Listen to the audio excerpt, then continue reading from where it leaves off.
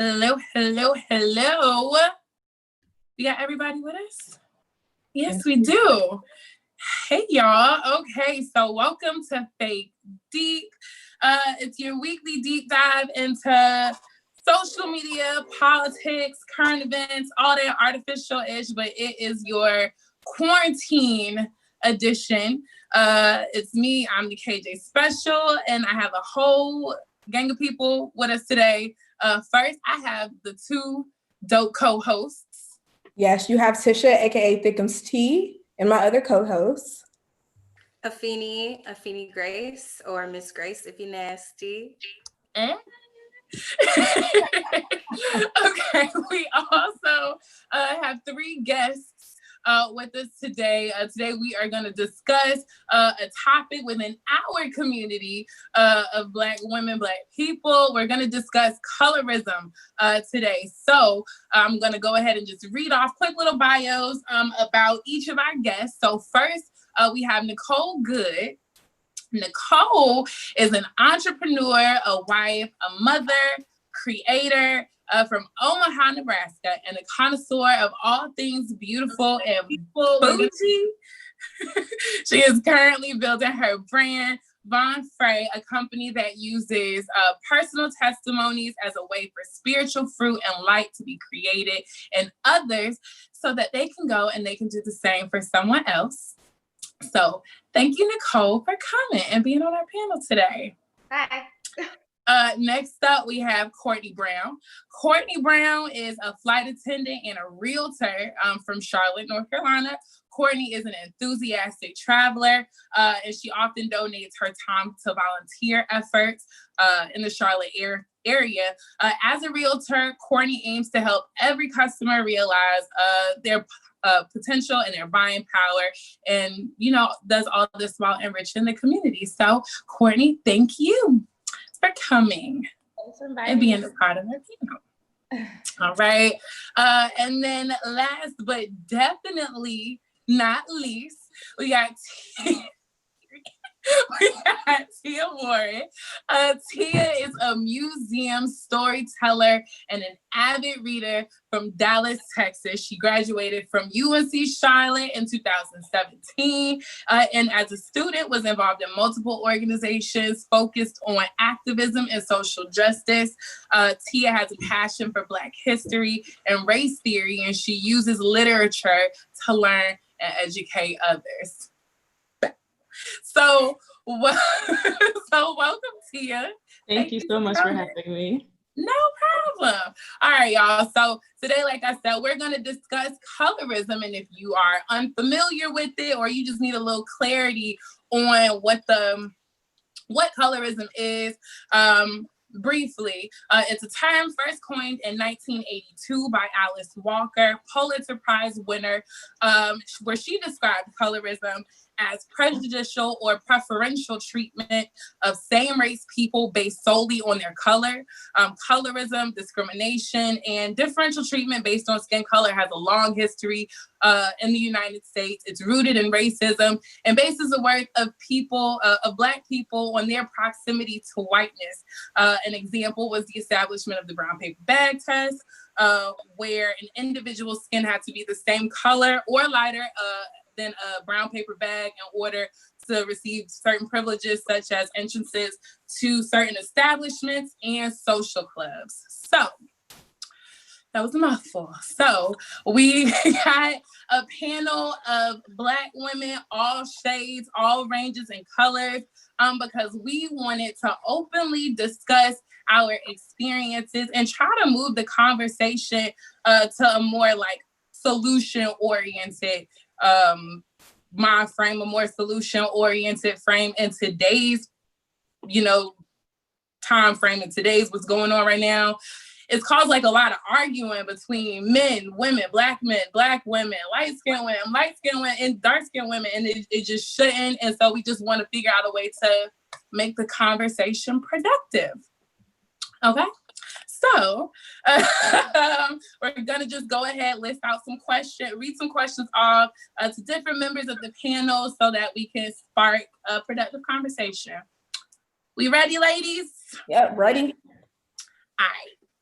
So the first question is for a Finny, Miss Grace, if you nasty. Is colorism, do you believe that colorism is about Black people's self-hatred, or do you think it's more about white people's racism? Ooh. Well, colorism, this whole thing comes from white supremacy.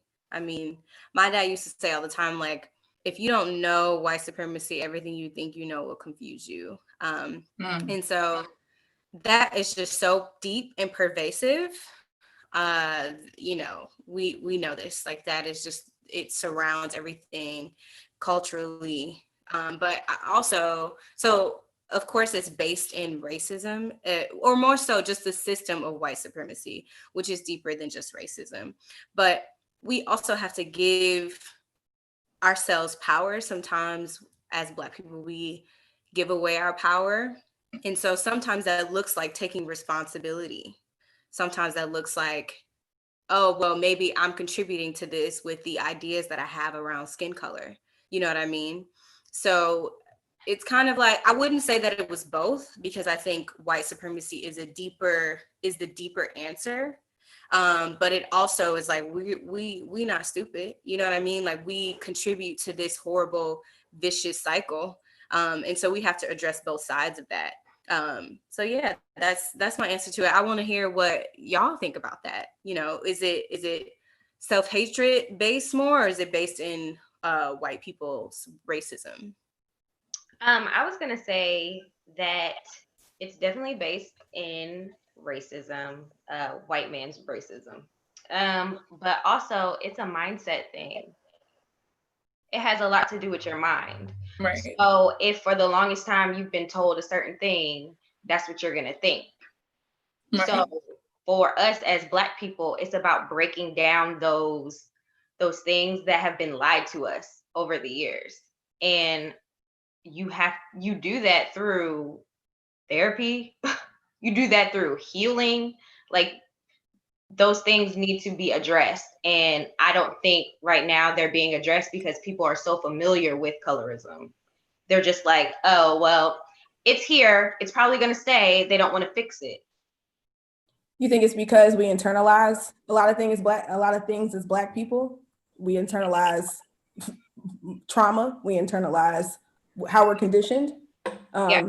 So, okay. Yeah. But that's a mindset thing too, because we've been taught that we weren't a people.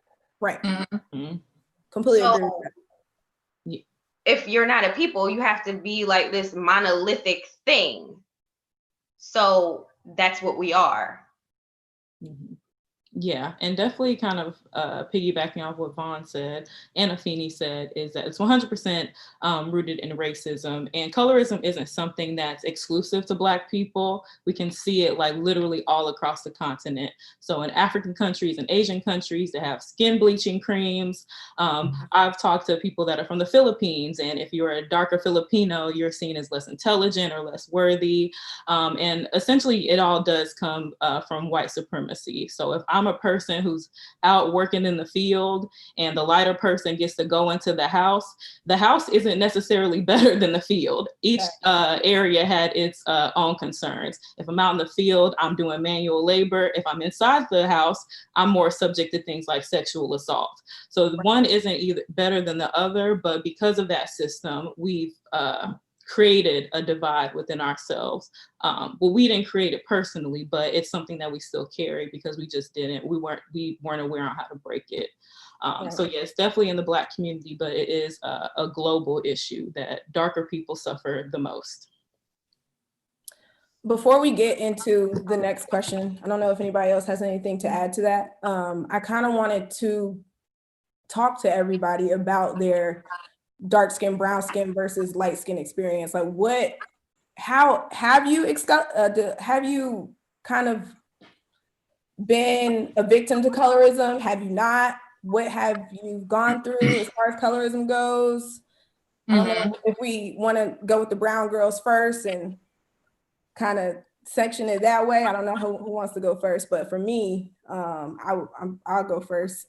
I think the worst thing you could say to a brown skin, dark skin girl is that you're pretty for a dark skin girl. And I think every brown skinned girl on this meeting has probably heard that more than 100 times in their life. And I don't know if that's something, like I said, where we're conditioned to think that way, like light is right, brown is wrong, brown is dirty. I mean, we already get enough of that from white people. They already don't respect us. And I don't know if we just carried that from lineage or our ancestors, just because that's something that they've gone through, been segregated by skin tone. But I definitely wanted to hear everybody's experiences and their opinions on if they've been a victim of colorism. So. I'm sorry. No, go ahead. But I just had to like address what you just said, because when my mom and dad, before they even got married, when they were just dating, my mom brought my dad to her family's house, and her grandma was probably darker than you, Kiera. And she told my mom that my dad was too dark. And Tisha knows what my dad looks like. And she was just like, no, he's too dark. I don't know why you brought him in this house. And I'm just like, wow, what is happening right now? When she told me that, I was just like, what's going on? Why was that even a thing? Yeah. Right. Brown her experience. Just to speak to kind of go off of like my own personal experience, but also kind of piggyback off of like the first question, where is colorism? Where is that, does it come from our self-hatred, or does it come from white people's racism?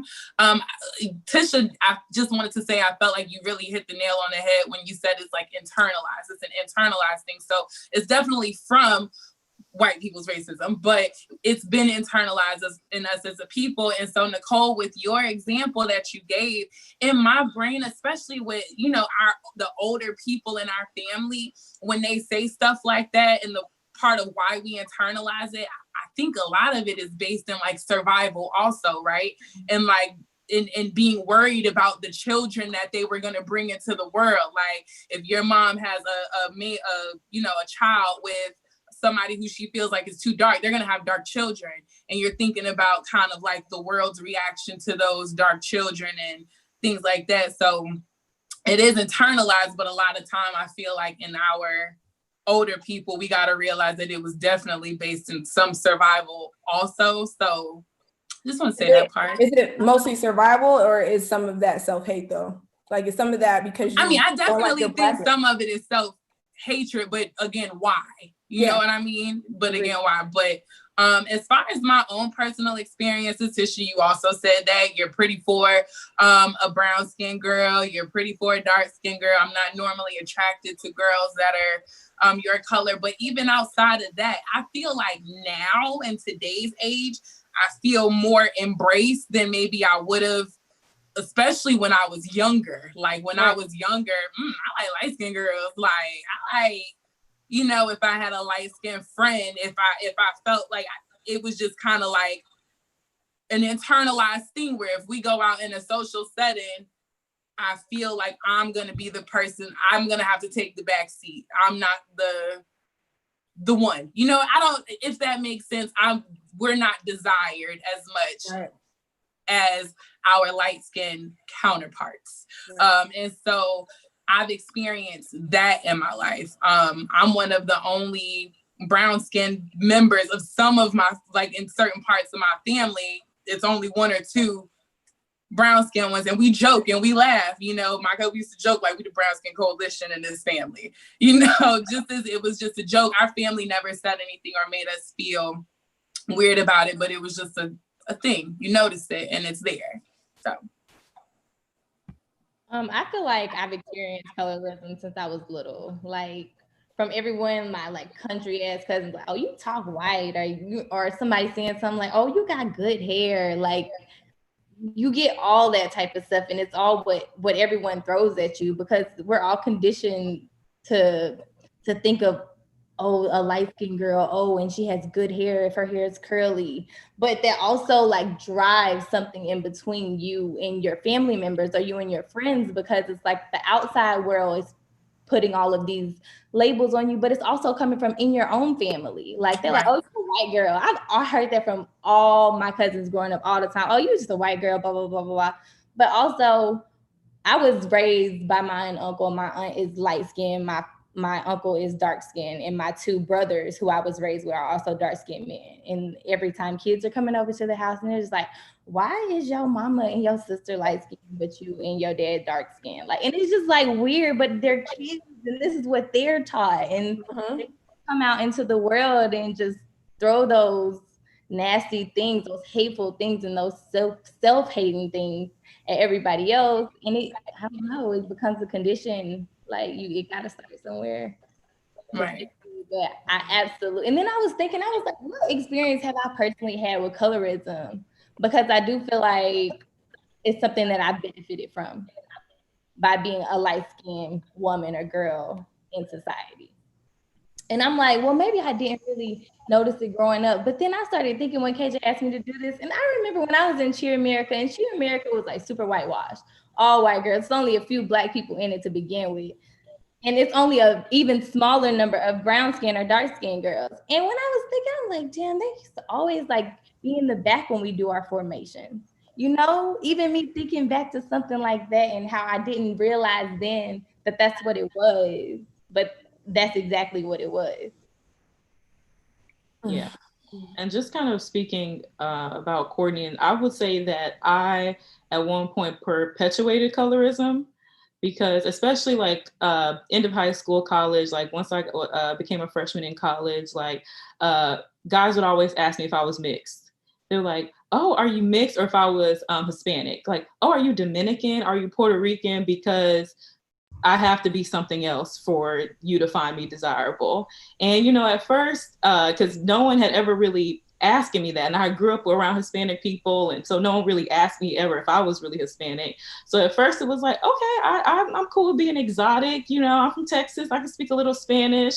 And then after a while, I was like, I'm just Black. Like, there's nothing wrong with me being Black. Like, it's okay if I'm Black. Like, I can still be attractive or whatever by just being Black. So kind of like you, at first you feed into it because you don't know any better. So you're like, yeah, sure, I'm Cuban, whatever. But after a while, you're like, no, that's not okay. I'm perfectly fine just being Black. Right. And you know what? I did get that a lot growing up too. People always say, are you mixed with, I don't know. The thing when I was young was like, oh, you're Puerto Rican. Like Puerto Rican was apparently the thing to be when I was growing up in the 90s and 2000s. And it's like, oh, are you Puerto Rican? I'm like, no, I'm just white and Black. But I don't even say that I'm white anymore because first I don't know any of my white family, but I identify more with Black people anyway. So if you ask me, I'm just like, yeah, I'm Black. Oh, but what you mixed with? You mixed with something. Like, yeah, I guess they said I'm mixed with white. But I mean, and I feel like I was absolutely probably guilty of perpetuating it at one point, especially when I was younger. But it's something that, like I said, I've heard from the time that I was young. And also to go back to what Tish said, every single one of my brown skinned friends have told me that they've heard somebody tell them that they're for a dark skinned girl. And that speaks volumes alone, because this is what you say to every African American, every brown skinned, dark skinned woman that you see. And even like what Nia said, or Tia said about this being a global thing. When we went to the Dominican Republic, it's like Haiti is on the side of Dominican Republic. And so we're over there and he's just like, yeah, you know, like the Dominicans over here treat us really, really poorly. Like we get the worst jobs, like they're racist towards us, but it's just because we're so dark. You know, like we have the same blood, we have the same thing as you guys, but because you guys are lighter, you treat us so much different. And it's like on the same island. On the same island. Literally on the same island. So it's everywhere, and I definitely experienced my whole life. Right. So to piggyback off of Tia, I know for a fact that I perpetuated it when I was younger, but that was, again, what I was taught.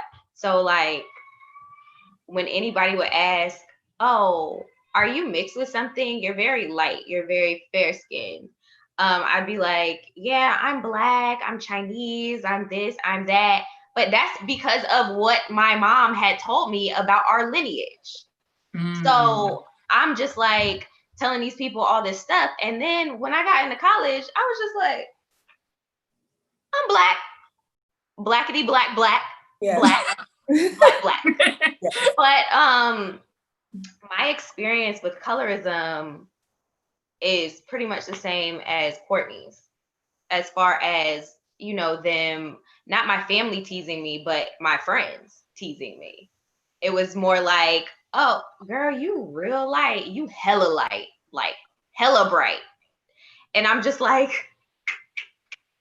I don't know what to do about that. And for me, and Tisha knows this, like I've always wished that I was browner because I never quite felt like I was black enough for the people that I hung out with. I'm so glad you brought that up. It wasn't the way that I spoke. It wasn't the way that I dressed or anything like that. It wasn't my hair. It was my skin color. I never felt black enough to be around and I'm black. Right. I'm a whole nigga. Yeah. But like I'm straight black, and I will always come to the defense of any of my brown, dark, whatever. I'm gonna come to their defense regardless, because my experience with Tisha and colorism has completely pissed me off.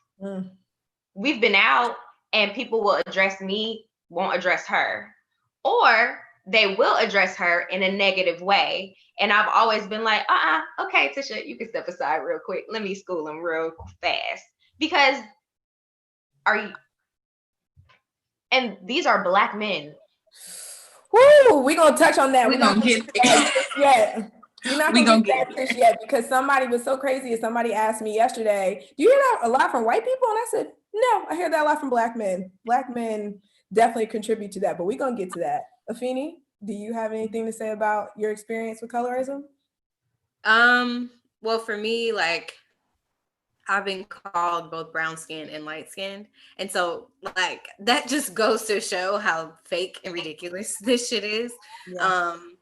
Because yeah, it's just like, but I mean, we've all had the experiences of like, and I was telling y'all this yesterday, like it's always in context usually of being younger and not understanding and not, seeing things for what they really were. But like I would be out with like my lighter friends. We would be like at the mall or something, and they would get like talked to whatever by these black boys. It would always be black boys, and it wouldn't even be a question of like them talking to me. And I was saying like I didn't know if I was just like ugly at the time or if it was because I was darker skinned. Do you know what I'm saying? Like, and now that I look back on it, it was probably, I don't know, the jury's still out on that because I wasn't like super cute when I was younger. But at the same time, it's like this weird like concept of like it depends on who you're with, who you're around. Like, because I mean, and this is something that's related to racism, but like when I'm around like my white friends, don't nobody try to talk to me. Like, you know what I'm saying? Or if I'm around like Latino friends, it's just like an interesting like context, you know what I'm saying? But I've had an experience where I was around a friend who's with a friend who was darker skinned, and I would get talked to and she wouldn't. You know what I mean? It's almost like you can do like an experiment on this, just, and it's like clockwork. It's almost like you can really test it out. Right. Yeah. One thing that I wanted to say, Afeni, to your like not knowing if like we were just uglier when we were younger versus growing up, like that's a very real thing, because I'm a brown skinned woman. In the summer, my skin gets a lot darker. And in my brain, I'm also like, I mean, I wasn't the cutest little girl. You know what I'm saying? Like we got our growing pains and our rough stages. But as I got older, and I learned how to pull myself together a little bit. Mind you, skin tone's still the same. I've been asked if I'm mixed with something before. And I'm like, nothing about my features, I believe, would lend anybody to believe that I'm anything other than Black. I mean, I know that there are other races who can look like me. There are other people, a Dominican woman can look like me, but there's nothing about you that looking at me, you would automatically think this girl is mixed with something. But I also noticed that people just associate beauty with something else. Like, I've gotten better looking, so you can't be all the way black, even though you're not light skinned. Like, you got something in there that's like throwing the blackness off a little bit. That's like remixing the blackness to where it's not. You couldn't just be that. And even just not even in proximity to whiteness, just to beauty in general. You know what I mean? You can't just be straight black. Like, you got to be something else. Right. I remember, Kiara, you told me one time, I think it was like when I first moved down here, you had gotten your hair done by this guy. And you had told me, I went there, I showed him my hair, and he was like, "Are you mixed with something? Because your hair is long." That was the dumbest shit I've ever heard in my life. Right. And it's just kind of like, long hair.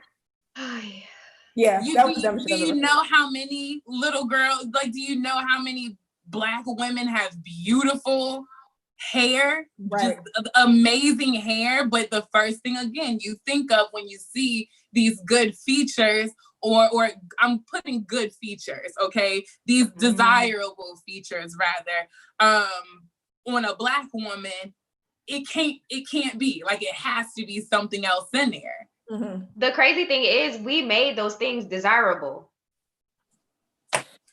Say it again. You would think we made those things desirable. People are stealing those things from us and putting them on different bodies. Ooh, right. Say that again. To be us, but not be us. Right. Because everybody wants to be a nigga until they have to be a nigga. Yep. Period. That's it right there. Let them know. That's really it. Okay, well, guys, we're going to jump into the next question. Has colorism created a divide in the African American community? I think I'm going to pick Tia to start this discussion. What do you think, Tia? Absolutely. It goes back to exactly what I was talking about. Like, if you were lighter skinned, you were able to go into the house. People thought the house was better than be it outside. So it automatically creates this divide between darker skinned people and lighter skinned people. And over time, that kind of sticks. So no, there wasn't any point where Black people got together and were like, hey guys, darker skinned people are just as worthy as lighter skinned people. None of that ever happened. Like, there's a lot of things that root back to slavery that we haven't addressed and haven't dealt with, and colorism is definitely one of them. So yeah, it definitely does, especially if we're talking about men. And the first thing that I think about is Tyler Perry movies. One of my favorite movies, honestly, is Diary of a Mad Black Woman. I love that movie, but there's all these tropes in Tyler Perry movies, how we have this woman who's with this dark-skinned man. The dark-skinned man is abusive, beating on her, cheating on her. He's like the worst guy ever. And then we have this light-skinned savior that comes and swoops her up and saves the day. So that's essentially, it's like there's all this imagery that we're getting that still perpetuates the idea that darker skinned is bad, and I'm just waiting on my light skinned king to come and save me. So yeah, I would say there is 100% like a divide, and I think it's interesting how it can vary between men and women. Like, I almost feel like darker skinned men are seen as more masculine, but if I'm a darker skinned woman, I'm also seen as masculine and not a woman. Yep. You hit it on the head. I mean, you hit it on the head. Before anybody else enters their comments about that, I have a comment in the chat from Lamonia. She says, "Do you all know about Willie Lynch letter? It all started to divide us and put us against each other. What should we do as a people to finally heal?" We're going to touch a little bit on that, but we do want to give a solution at the end. So if anybody wants to answer that, they definitely can.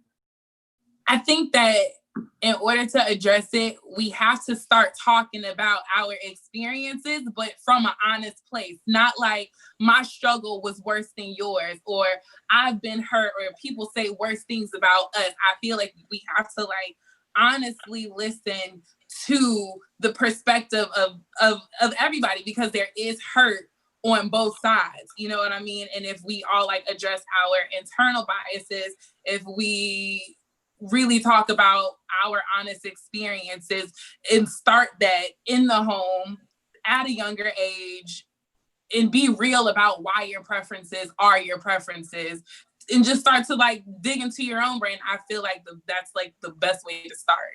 Yeah, I agree. I agree that self-reflection is probably the best way to heal and adjust and recreate your mind, because all of this stuff is generational.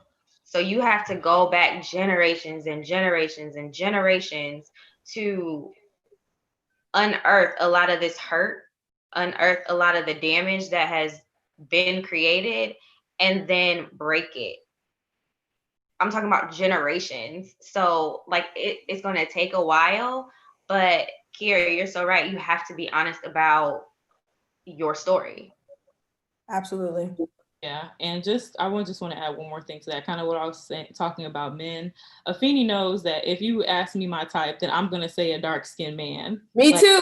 I'm gonna say the same. And So I'm like, if you're asking me the top 3 men that I am in love with, they're all gonna be dark-skinned. But I had to ask myself, why is it like, why am I saying, oh, dark-skinned men? Because it's like men of all shades can be good or bad. Absolutely. So why is that why is that the first characteristic that a man has to have? And then I started thinking about my family and how like my dad is light skinned and how that could play into like how, but you know, we ain't getting into daddy issues. Right. but you're absolutely right, kid, because my dad is light skinned too. I am a product of a dark skinned woman that is darker than me and a light skinned man whose nickname was Red. Okay. So like I completely understand maybe it does stem from. Yeah, and I do feel like that has something to do with it, but it's like it is taking the time to like look into myself, like, okay, why do I think this is my type? Right.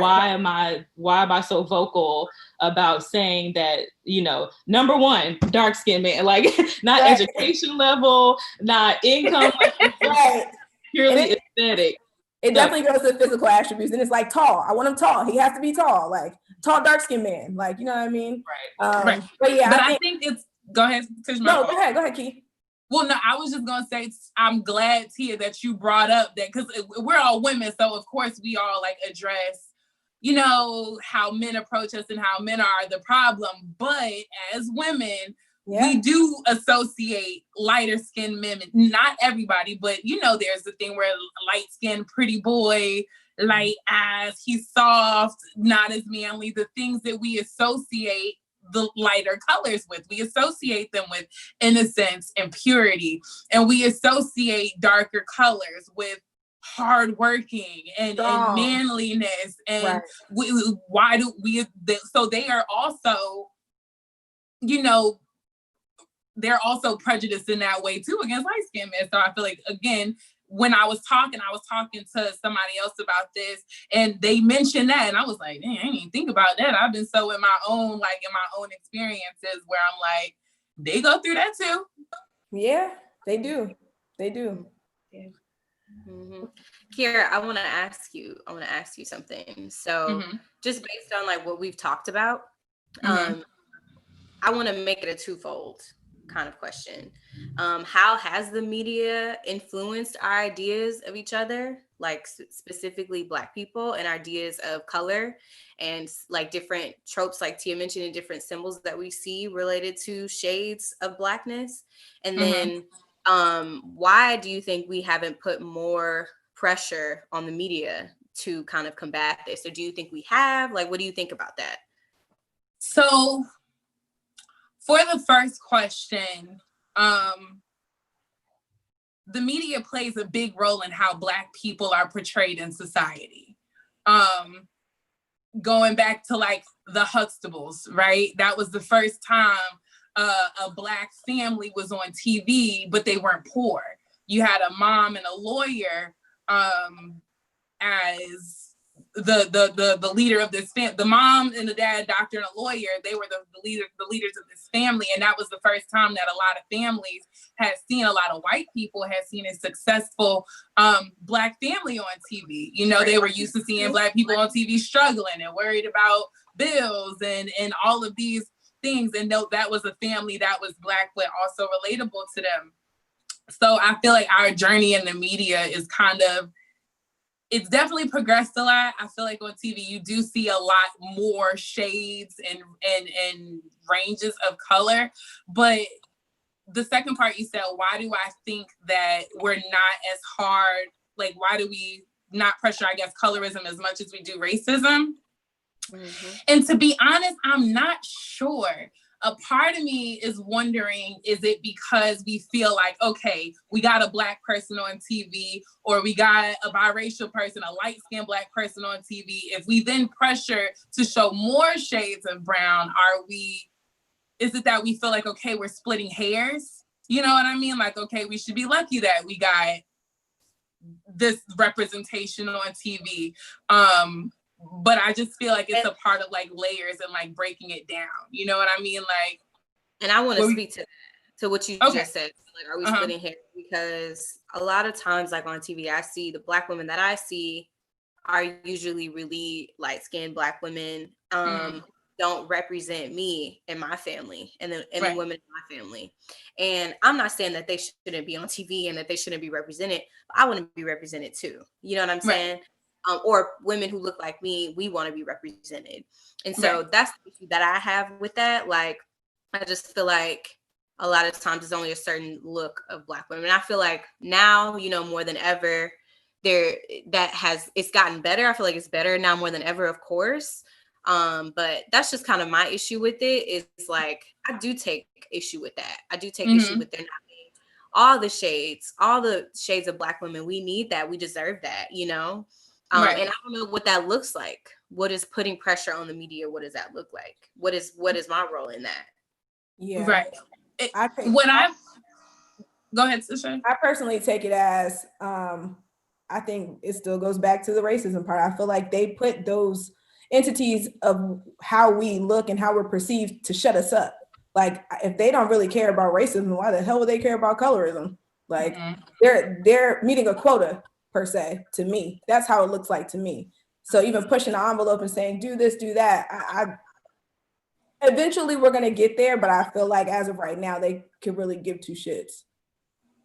I think a big part of it is Black creators, like putting more Black creators in those positions and having more to reflect their experiences. Because I feel like as long as we're asking for not acceptance, but as long as we're like trying to inject ourselves into mainstream, I feel like we're gonna run into having to break down those barriers, having to break down those levels. Okay, first, okay, we got a Black person. Okay, now let's get more Black people. Now let's get a Black person who doesn't just play this kind of character.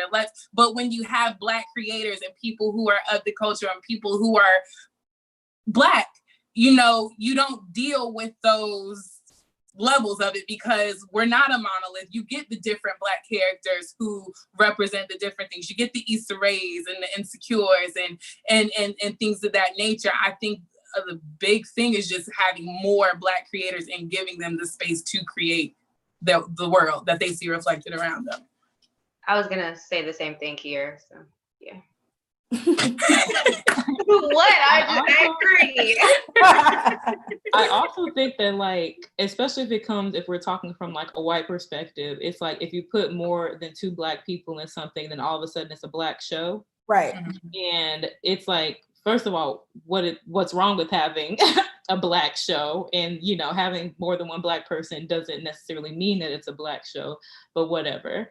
And speaking on the kind of colorism side, if there is a show with a lot of Black people, they're most likely going to be light-skinned, and they're going to sprinkle in that one dark-skinned person to show how progressive they are. So one of the shows that I'm thinking about is Blackish. And Blackish is based off of the creator Kenya Barris's own personal family. And he is an interesting character when it comes to colorism in general. But, you know, the whole family is light-skinned besides the one daughter. So we got Marsai Martin as like the one person who's even the grandparents are light-skinned. So it's like, and Marsai's character is interesting too. Right. Yeah. She is the authority character. Like the sassy little girl, because you know brown and dark skinned women always have to be sassy or have an attitude or whatever. And they're afraid of her and like, Exactly. So even when we are creating these Black shows, it's great that, there's more representation, but if you just have a bunch of shows with just light-skinned people, we're still perpetuating the same thing over and over again. Agreed. But you also have those shows where there are browner skinned women who are leads, but they're always married or attracted to white men. Ooh. And I have never understood what was going on with that, especially with Shonda Rhimes. Like, she does it a lot. And I don't know whether that is her perception or she's just good at writing those types of stories, but when you continue to see browner women or Black women, period, with white men, it makes me uncomfortable watching it because, like, for instance, there have been several episodes of Scandal where I was just like, that white man did not say that to her. Girl, absolutely. Because you start to get into that slave master kind of thing, and maybe that's just my perception of it and my reaction to it, but I'm assuming that a lot of the women here have seen that in some of these episodes. And I was gonna ask, do you think that they give the browner woman a white man or a man of another race to make the Black woman's character more palatable? I never thought about that. That's how I think of it. Like, she's strong-willed, she's so strong, but she loves the white man. See? Yeah. Yeah, I can see that. I can see where you would think that, because wow. She can't be that bad. A white man wants her. Yeah. Right. She's open-minded. Right. Yeah. Yeah, that's what I take. That's, well,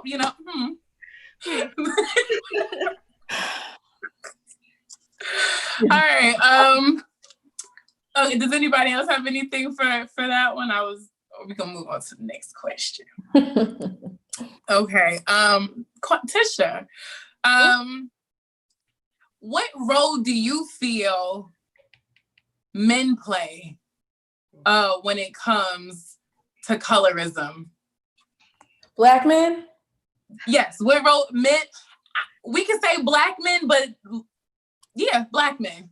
Okay, yeah, so let's go there. Black men, I definitely feel like they contribute to the dismissal of dark-skinned women as well as the hierarchy of light-skinned girls as well. I know there's probably men in here that are probably listening to this, and they're probably gonna try to align this conversation with preference because we just talked about that, but let me explain something to men that are listening.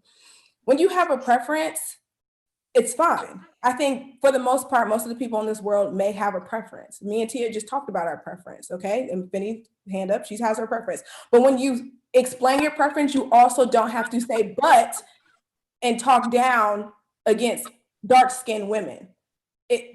That is what you call a colorist. You are a colorist, sir. You don't have to express your preference and then explain why you don't like dark-skinned women. And then I feel like they also feed into the stereotypes. I feel like they feed into the stereotypes we talked about earlier about dark-skinned women being aggressive, combative, not knowing how to let things go, masculine, right? And then we have light-skinned women that are more softer, sensitive, calmly, maybe a little submissive, because I've heard a lot of Black men tell me they like lighter skinned women because they will give more. They are submissive. They don't have to sit here and explain things to them. They'll just do as they're told, kind of thing. And we're a little bit more gutter as dark skinned women. But you know what though? Who told them that? I don't know. That about light-skinned women, because I'll be damned.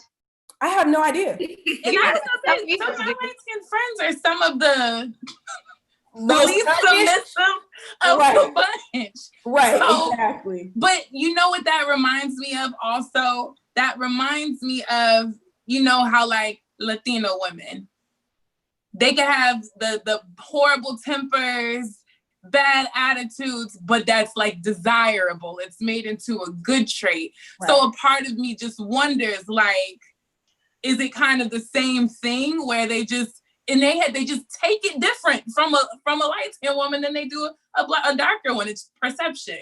Absolutely. I agree. Once you go to that point, you're talking about a spirit. Because in the Latino and Latina culture, that is desirable because there is a spirit behind that. Mm-hmm. And it's the Jezebel spirit.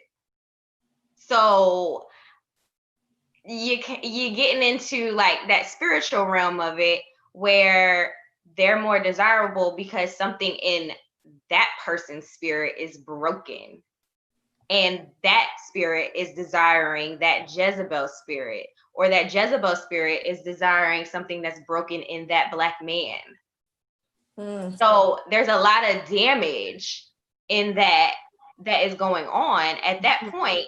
So they want to keep going back for more because there's something in that spirit that is just like, oh, she treats me like crap, but I want more. Mm-hmm. But they hate us. Yeah, they hate us. And I see it. I used to get offended by it, but now I see it as self-loathing. Like, I feel like you hate yourself. You hate your Black, you hate your mother. She's Black 9 times out of 10. I feel bad for Black men that feel that way. I mean, because my Blackness gonna shine regardless. So exactly. Yeah. And it's like, if you're talking about preference, you can say it's preference, but the preference comes from somewhere. So it's like, you can use that word and weaponize it however you want, but the preference comes from a place that is usually rooted in colorism. Right. You can say, no, it's just what I like. Okay, why do you like that? And you have to start understanding why it is that you like that. It goes back to being honest, like how we said, like with these types of conversations, it's important to be honest, even if that means, I have said this a while back, even if that means looking crazy and saying something that's going to make you look crazy, but you'd rather say that and get it off and have somebody correct you, or us collectively like further ourselves in this really twisted ass situation, than continue to have these ignorant thoughts and then defend them.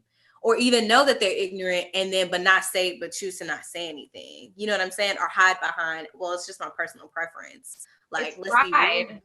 It has a lot to do with pride. Mm-hmm. Oh, especially for men. People don't want to be honest about certain things like that because they're very prideful, or they don't want to be corrected. Yeah, right. Because that to them is embarrassing versus it's actually them learning something new that they didn't know about. Right. Or for them to even be vulnerable enough to admit that, like you said, self-loathing. I take that as you don't like yourself. You don't like me. You don't like dark-skinned women. You don't like your mama. Like Tisha said, that's literally, I do not take it personal. That's a personal problem. But like you said, it takes a certain level of vulnerability and honesty with yourself to even be able to recognize maybe you were teased for having dark skin. And so you said, when I get with a girl, I ain't gonna let my kids go through that. But whatever your thought process is, you should be honest with yourself about why your preference is your preference. That's true.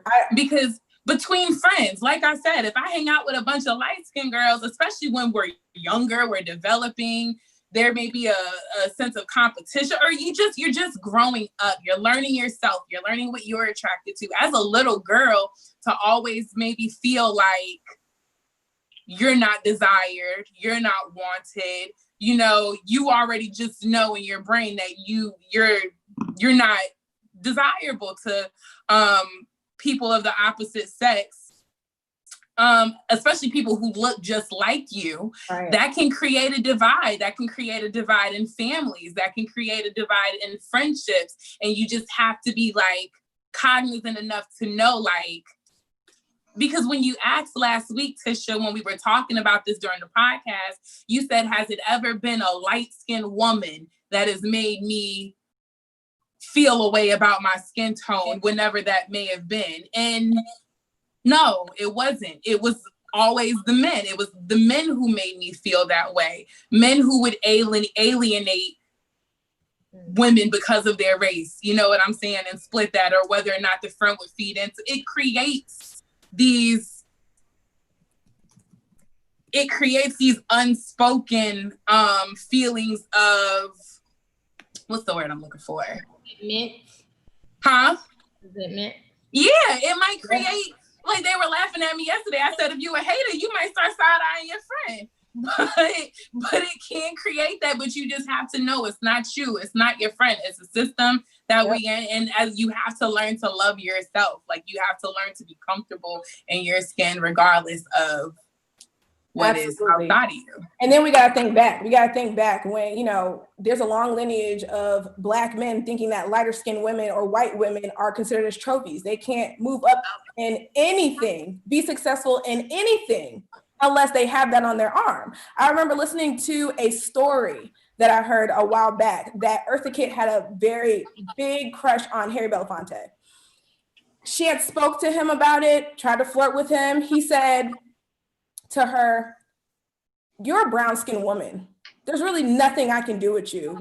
How are you going to take, I'm trying to be successful. How are you going to take me to the top? How is that going to work out for me? I can't date you. I can't talk to you. I can't bring you home to my family. I have to be successful."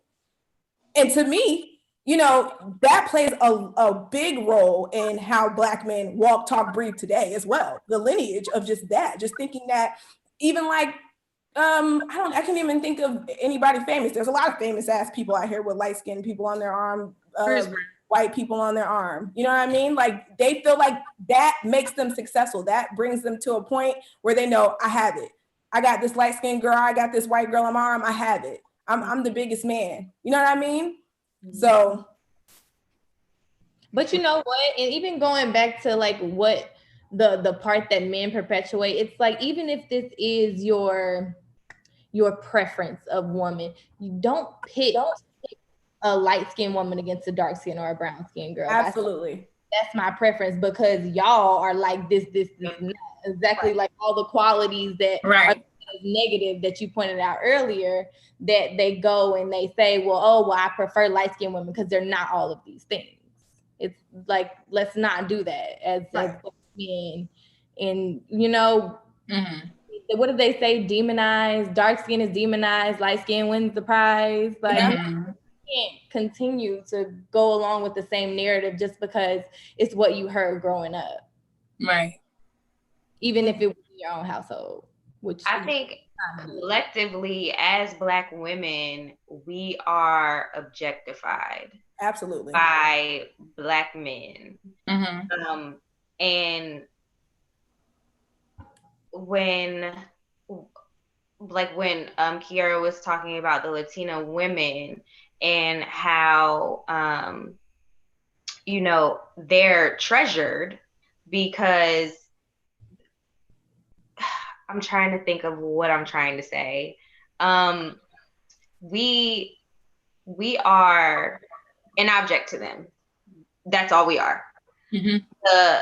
The white women, the Latino women, the Asian women, any of those people, to them, those are the treasured women. And then from the beginning, like, they're still trying to take what we have and put them on their bodies. So in essence, you're just hating yourself. There's self-hate there, because why would you think of a Black woman as an object and you think of someone that's not even your race, someone that didn't even birth you, as this treasured person?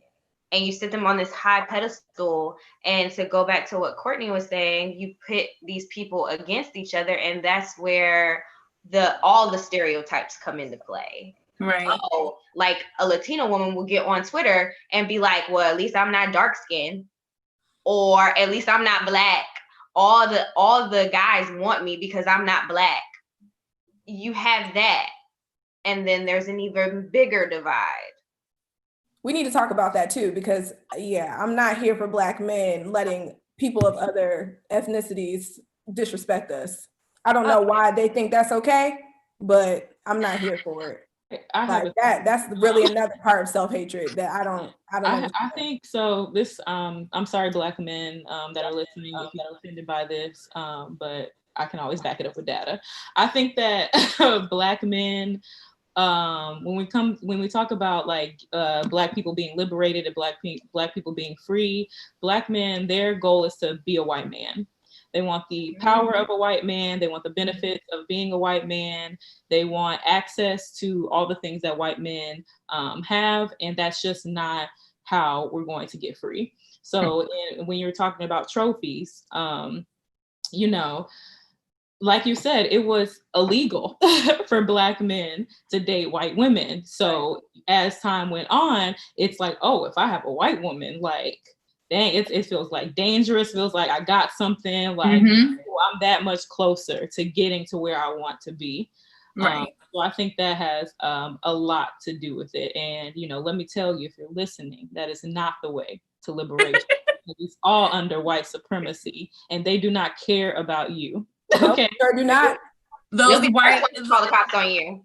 And you have will you never seen the be a white man. videos? Sorry. Of those women who have children with these Black men and will still call you a nigger and will still, you know, be racist essentially. But then they have the one caveat, my husband is Black, or my child is Black. I can't be racist. I can't do these things because I love someone who is Black. No, that doesn't mean that. I have one white friend. I love her to death. And she is married to a Black man. And Chelsea is not the person to do what you just said that some white women will do. She rides for us hard, like hardcore. She'll be out in the street if she need to be.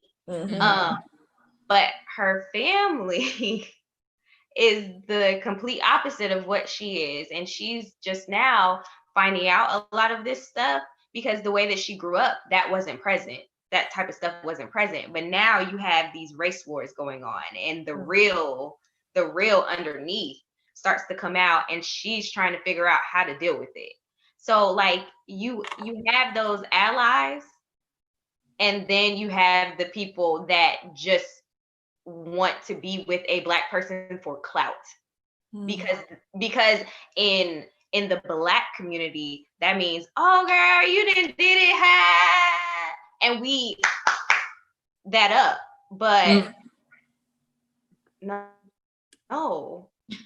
Everybody invited to the cookout. Exactly. Yeah, and sometimes you can't be invited. Sometimes it's for us, by us. Yes. And that's all that counts.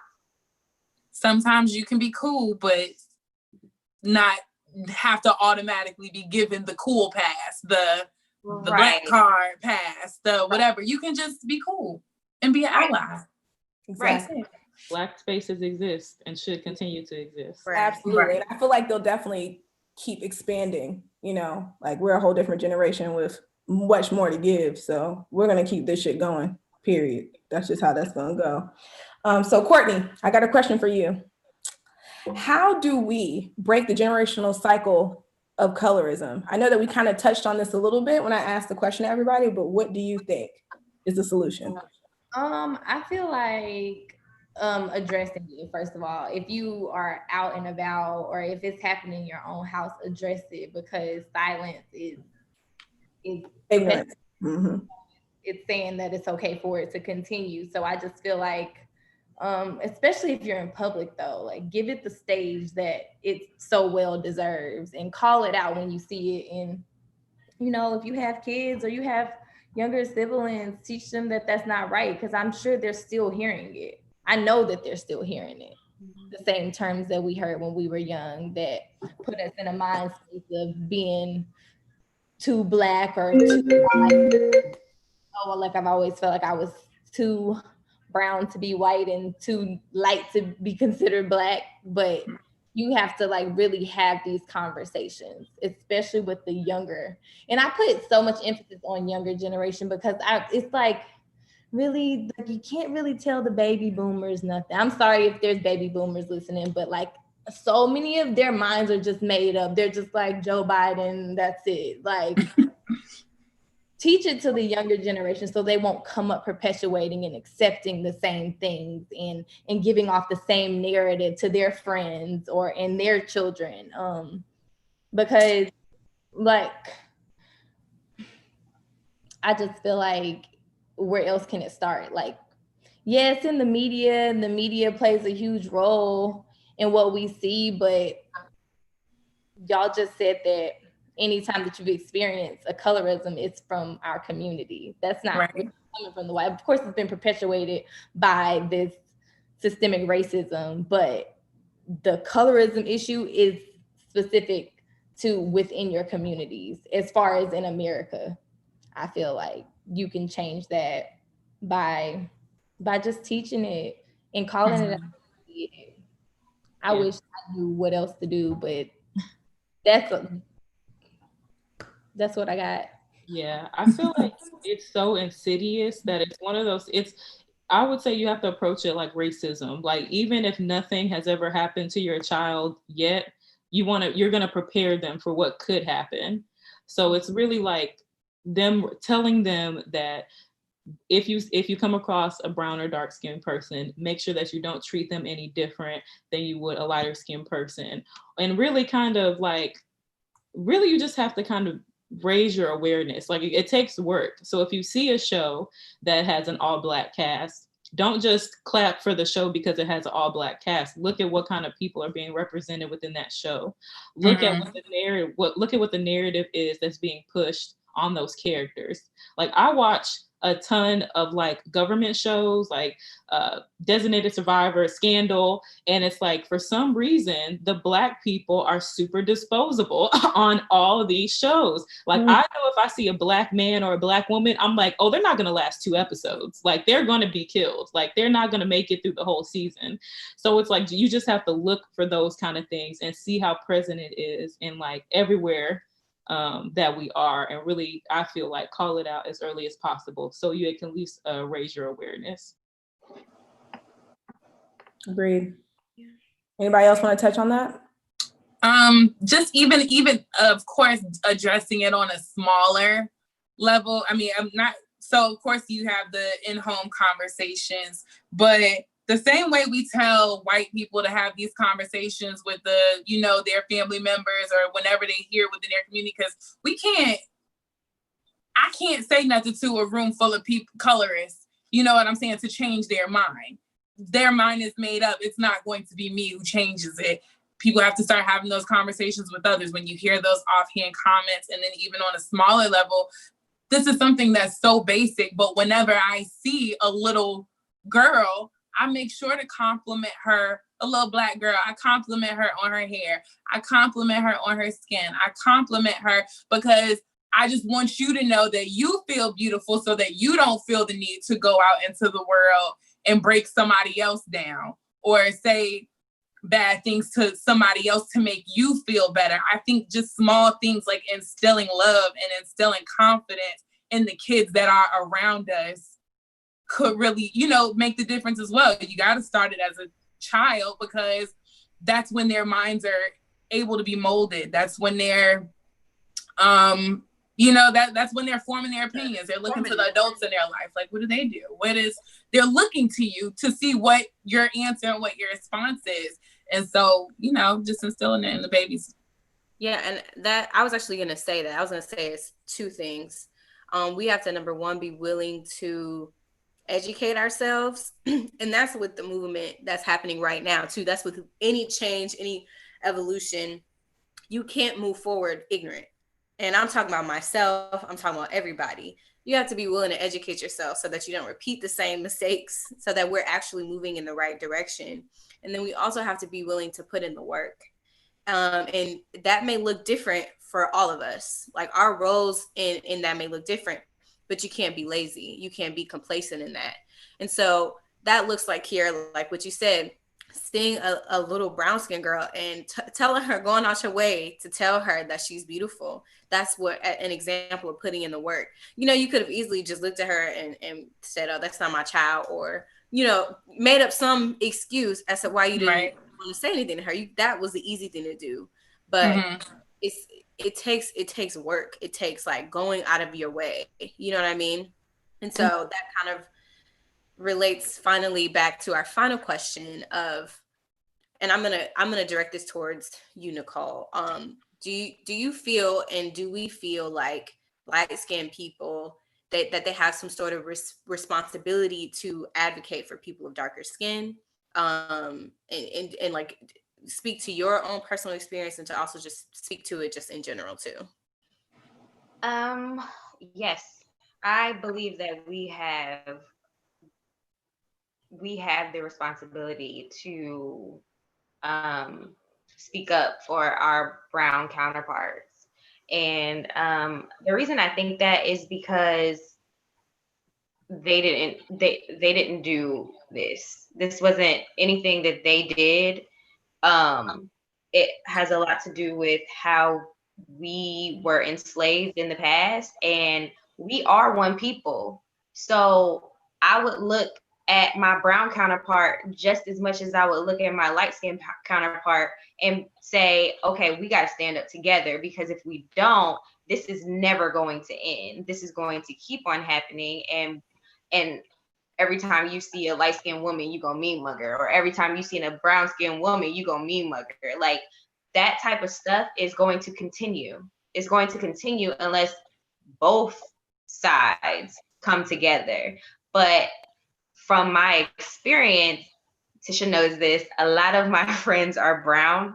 I just gravitate towards them, towards brown skin or darker skinned women. And I don't know if that's a preference. I don't think so. I don't know. But it's good for me to self-reflect and think about that, but I don't think it is. But anytime that me and Tisha have been out, anytime that me and some of my other friends have been out and I've heard anything disrespectful, I've always stepped in and been like the person to say, that's not appropriate. You cannot speak to Black women like that, period. And you're not going to speak to her like that. So I think that we have a due diligence of speaking up for our browner skinned women, but I also think that we have a due diligence to speak up for Black women, period. Right. I completely agree with you. I do feel like we're gonna go ahead and throw it out there. The question that was posted was, does light skin privilege exist? And we know that it exists. We know that you guys benefit off of colorism, correct? So if you are defending us and you're putting yourself on the line, we also have a responsibility to put our body on the line for you as well, when there's any just that comes near your way or vice versa. So I completely agree with you. Right, like, don't tell me. Black man that. But don't go there. we're not talking about that right now. Sorry. Yeah, it's like, don't try to appease me and make me feel better by saying, oh, because I've seen it in reverse too. You know, a man trying to, rub a brown skin or a dark skin woman ego. I don't like light skinned women. Don't try to appease me by putting her down. And a lot of times what I've noticed is when you just call people's bullshit what it is, like right when they do it, they get flustered. No, I ain't mean it like that. I ain't. No, like, you gotta make people feel stupid. Catch them in those moments. You know what I'm saying? Like, yeah, you just gotta call people shit for what it is and let them have them moments so they realize how stupid they do sound. Yeah. You having a hard time coming up with the words because you know that when you say them, don't make no sense. They don't make no sense. I feel like any person who is in a privileged position has the duty to speak up for the person who is less privileged. So in this situation, if someone were to say something to my dark-skinned friend and my dark-skinned friend is the only one that's responding and I'm just sitting there quiet, first of all, it perpetuates a stereotype that Black women, darker-skinned women are loud and aggressive and angry. And it's like, if I'm the person who knows is benefiting from it, it's my duty to speak up for that person. They can't do it by themselves. It's the same with white people and Black people. If if I am the Black person in the group and a white person says something offensive, and my white friend isn't saying anything, and I'm yelling, it's like, boom, I'm the angry Black woman. And it's like, if you're my friend, if we're all in this together, then why wouldn't you speak up for me? So I think that everyone has that duty. I remember, and this doesn't necessarily have to do with colorism, but I was at my job and I was wearing my natural hair, and these two guys come in, and this guy, he looks to his friend, he's like, you see, I won the bet. I told my friend that women with natural hair are more beautiful than women with those weaves and those wigs and da da da da da. And I was like, sir, I wear weaves and wigs and all that all the time. Like we're not about to bash women with weaves and wigs. I was like, I would come in here with cornrows if I could. So don't try to think that like I'm on this pro-natural, only natural women wave, because that's not what that is. And you're not about to stand here and talk about all the women with protective hairstyles and think that you're stroking my ego and that I'm going to be cool with it. Because I'm that too. Whether the person is there or not, you always have a duty to speak up for people. Right. Yep, I agree with that. Agreed. And another thing is we're also in the same boat.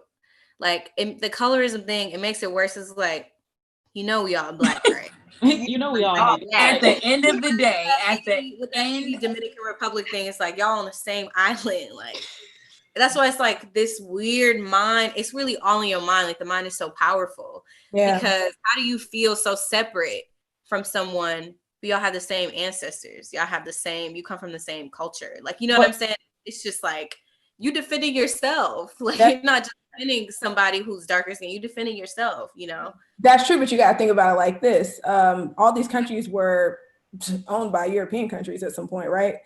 There are still commercials to this day. As I told you guys yesterday, there are commercials to this day. Like we'll just say in Ghana, of Nivea, a very popular skincare brand that puts bleaching skincare on a commercial on TV to let you know that your Blackness is not good enough. And the slogan was to restore your glow.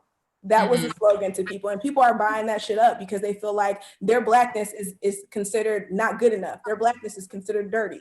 They need to be light to be better. You know what I'm saying?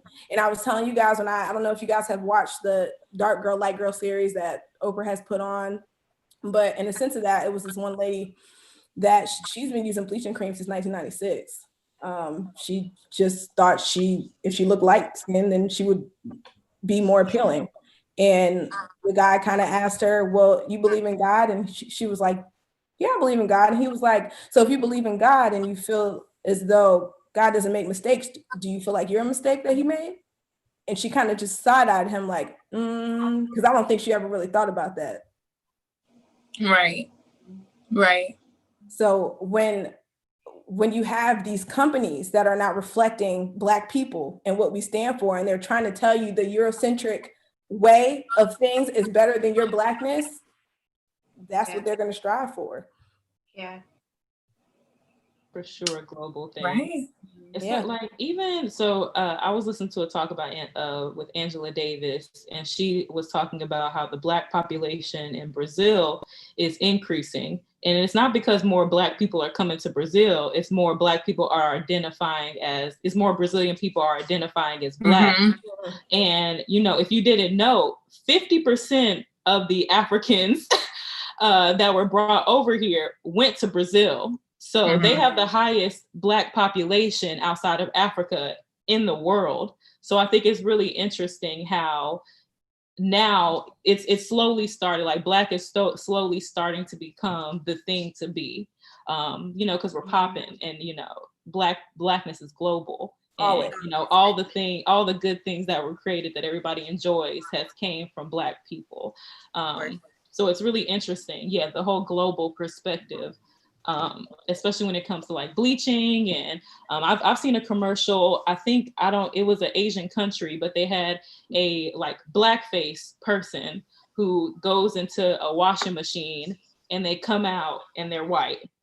And the way that it's set up is like the Black person was terrifying, was scary, was disgusting, smelly, all the negative connotations. So I think that is very interesting to see on a global level.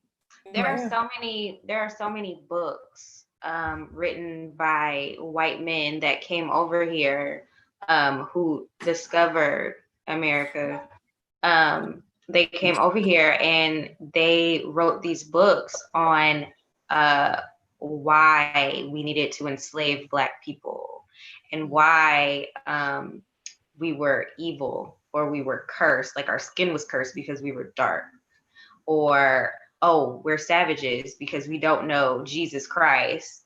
So let's teach them this twisted version of Jesus, and they'll come to us. They'll want to be around us. They'll want to do that work that we need them to do to build these cities. And I didn't know this, but I learned that Harvard University was actually one of the first universities in America, and it out of it bred a lot of these Puritan mindsets. So like when I say that it's generational, it truly is generational. Harvard University is still open.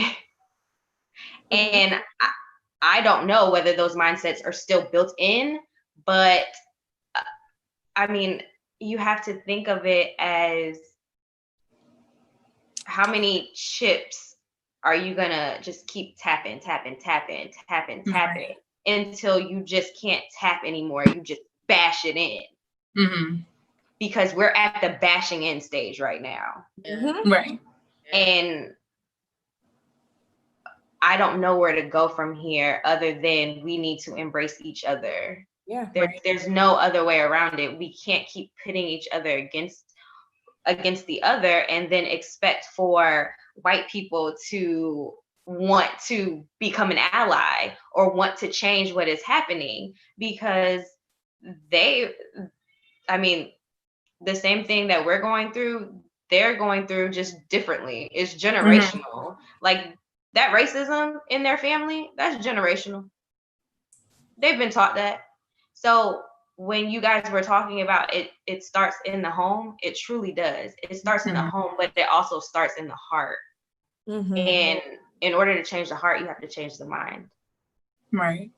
Well said, Nicole. Well said. Very well said. Very well said. So I'm glad that we're, able to have this conversation. Like you said, Nicole, you said now is we're kind of at like the bashing time. And I think that Tisha's been wanting to have this conversation for a really long time, like since before we even started the podcast. But I do think that now is such a great time to have it, because so much is going on in the community and with Black Lives and Black Lives Matter and those things. You're starting to now noticing the argument is kind of starting to dwindle down. You know what I'm saying? And when I'm getting online and we're seeing people being murdered in cold blood, and then I get on Twitter and people are still in 2020 arguing about the light skin struggle versus the dark skin struggle, and the dark skin struggle versus it's like, okay, cut it out. It all comes from hurt. It all comes from pain. We didn't put it here. How are we going to address it moving forward? And if you know better, you do better. And if you're honest, you do better. So I definitely want to thank all of y'all for coming in today and coming and talking to us and being honest about like your experiences, because it's not easy to get up here and be vulnerable and be like, this is what I've gone through. And yeah, people did say this to me and this, that, and the third. So I definitely just want to thank everybody for coming on today and like being real and honest about their experiences. For sure. Yeah, anytime. Excited to have this conversation finally. Right. Definitely. Okay, so we can go ahead and we will, I didn't say anything. I thought I heard something. But we can go ahead. I mean, did anybody have any like last thoughts? Do you have a fake deep quote? Fake deep quote of the week is, I'm Black, y'all. I'm Black, y'all. I'm Black, the black, y'all. I'll take it. That's all I got. That's all I got. I'll take it. That's fake deep quote of the week. Follow Fake Deep on Instagram, Fake Deep the podcast on Instagram, Fake Deep the podcast 1 on Twitter. Follow me. All the ats are at the bottom of the page, so make sure to would like to promote. Please do so. Yes. Subscribe. Yes. Please subscribe. Afeni has a meditation class every Saturday at 12 p.m. Yes. Please tune in. Standard time. Yes. Yes. We have a Black-owned company right here, Von Frey. Please go check that out as well. Gorgeous pieces. Yes. Please do that. We have a Black realtor down there. If you need a house, call her up. Let her know. Buy your homes. Get her to broker them deals. We got Tia that's just gonna educate you. She gonna let you know what time it is. I mean, I don't even have to say nothing else about it. If you need ideas for resources, where to go, what books to read, please head to Tia's page because she is gonna let you know what you don't know and how you know. Tutorials. Absolutely. Okay. Yeah, so thank you so much. If you did tune in, if you did ask a question down in the box, please, we're going to keep these coming. Let us know if you have any ideas. And thanks for tuning in to Fake Deep. Bye. Love y'all. Bye.